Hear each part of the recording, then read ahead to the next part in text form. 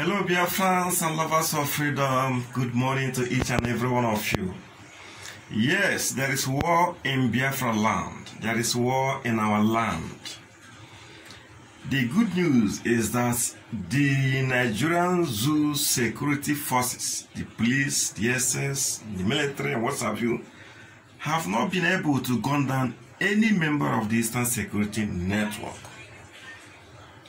or even the unknown government.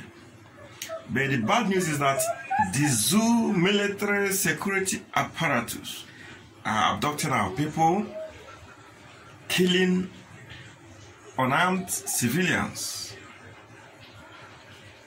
pillaging.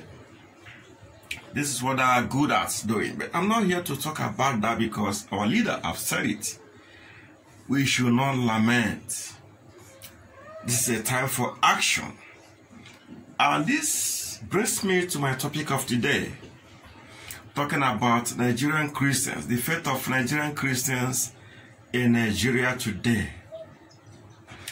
One of our mega pastors in Nigeria have publicly told his members to have a plan B. And that plan B simply means that they should be able to run to Cotonou, make arrangement to run to Cotonou, make arrangement to hide the heat in a bunker, make arrangement to, get out of the country once Nigeria explodes. Now let's look at it. Nigerian explosion. What does it simply mean? It simply means that the Fulani is completely and totally taking over Nigeria. The Fulani jihadist fundamentalists taking over Nigeria, or simply put, complete and total Islamization and Fulanization of Nigeria. That is Nigeria's explosion. And I want to say this. The advice of our pastor, is it the best advice to give? We all know how this started. When the former president was there, Goodluck Jonathan, he told the world that Boko Haram has infiltrated his government. You have Boko Haram in Nigerian police, in Nigerian military, in DSS, in government. Everywhere, Boko Haram members abound. Okay, and now we have a man who is openly and clearly a supporter and a lover of Boko Haram. He's now in power. Before this man came to power, he made a public statement. And he warned the government of the day that any attack on Boko Haram is an attack against the North. Today, the man that made that statement is in power, and his name is Muhammadu Buhari. What did he do? Buhari quickly, once he took over reins of power, he disarmed Nigerians. Every Nigerian, vigilantes and all you have, if you have arms, ammunition, whether licensed or not, you must return it. You must hand over to the police. And once that assignment was completed, the Fulani herdsmen started killing Nigerians, started raping, maiming, pillaging, sacking villages, ransacking towns and cities, taking over ancestral lands, killing Christians. And Boko Haram have upped their game by hoisting their flag in some northern states. So I ask, the advice of our dear pastor, is it the best advice to give? If our plan B is run out of Nigeria, what happens to the sick? How are they going to run out? What happens to the weak? How will they run away? What happens to those who cannot afford the fare to run out to the jail or Cotonou or any Nigerian or any neighboring country? What happens to them? What happens to the pregnant women? What happens to those with babies, suckling babies? What happens to them? If those who are able to run will run, what happens to those who will not run? And those who will run out of the country, how long shall they be in exile? When are they coming back? Is it when the total Islamization and Fulanization has completed? I don't think that advice is the best advice. what our mega pastors should tell their members, what our GOs, that the GOs and so on and so forth should tell their members, the small and big pastors, prophet and prophetess, evangelists, deacons and deaconess, what have you. What you have to tell your members is to be armed to the teeth. The only language that the Fulani terrorist organization understands is violence. Once they come with violence, challenge them with violence. Once they provide AK-47, provide their own AK-47. And then there will be peace. If you are running away, you are gone for good. You are not coming back.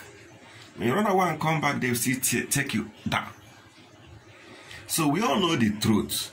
Let us be brave enough to speak the truth. Let us be courageous enough to speak the truth. Let us be fearless before our adversaries. We can't always be afraid.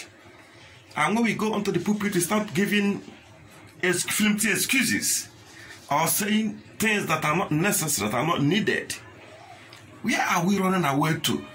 To Cotonou? To where? Running into bunker for what? How long are we going to stay inside bunker? How long are we going to stay in Cotonou? Why don't our religious leaders be brave enough to stand these oppressors? Because once you come out and you are brave and you tell us what to do, we will comply and the Fulanis will bow.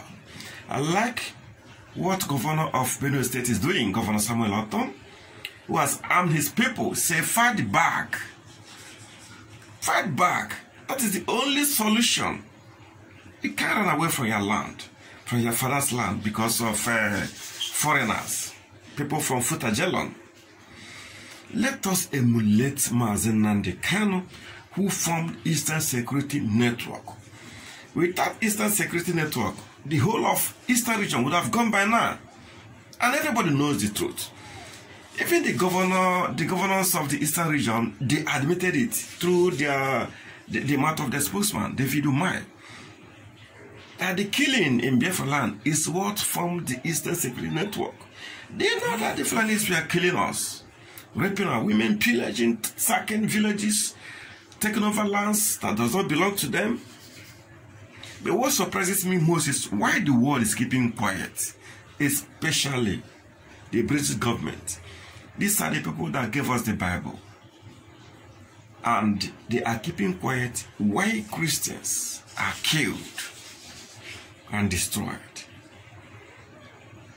USA is not doing enough.